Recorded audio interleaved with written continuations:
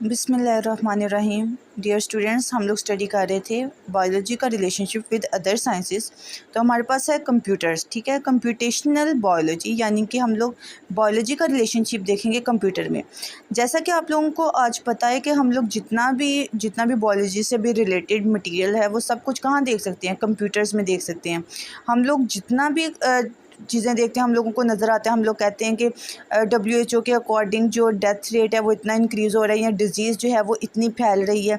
तो इसमें हम क्या करते हैं, वो परसेंटेज में हम लोग क्या यूज़ कर रहे हैं, कैसे हम लोग परसेंटेज लगा रहे हैं, कंप्यूटर के थ्रू लगा रहे हैं, ठीक है। यानी कि अब इसमें बताया जा रहा है साइंटिस्ट क्या करते हैं, मैथमेटिकल मॉडल्स को यूज़ करते हैं। फॉर एग्ज़ाम्पल मैथमेटिकल मॉडल्स क्या हैं, आपके पास मल्टीपल टाइप के ग्राफ्स हैं, टेबल्स आ जाते हैं, पाई चार्ट्स आ जाती हैं।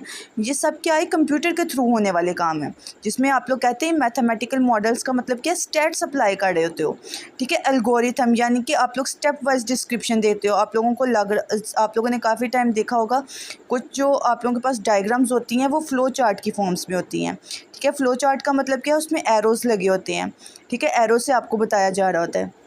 एंड कंप्यूटर स्टिमुलेशंस का मतलब क्या है, सिंबल्स का यूज़ होना, ठीक है, मल्टीपल सिंबल्स का, to understand the biological system and relationship, ठीक है। हम लोग जब कंप्यूटर के थ्रू अगर हम लोग बायो को स्टडी करते हैं या उसको क्या करते हैं, दूसरों तक पहुंचाते हैं या उसको अपने मॉडर्न वे में लाते हैं, तो हम लोग उसको क्या बोलते हैं, कंप्यूटेशनल बायोलॉजी।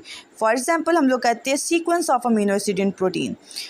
हम लोगों ने देखा होगा जो DNA है उसके ऊपर हम लोगों ने क्या कहा था, सिम्बॉलिकली हम लोग जीन्स को नेम देते हैं। फॉर एग्जांपल अगर आप लोग स्टडी करेंगे आगे आपको पता चलेगा जो जीन्स होती हैं उनको capital A, capital small letter A से इस तरह से अल्फ़ाबेटिकली अरेंज किया जाता है अमीनो एसिड्स को, क्योंकि वो काफ़ी सारी टाइप्स की होती हैं।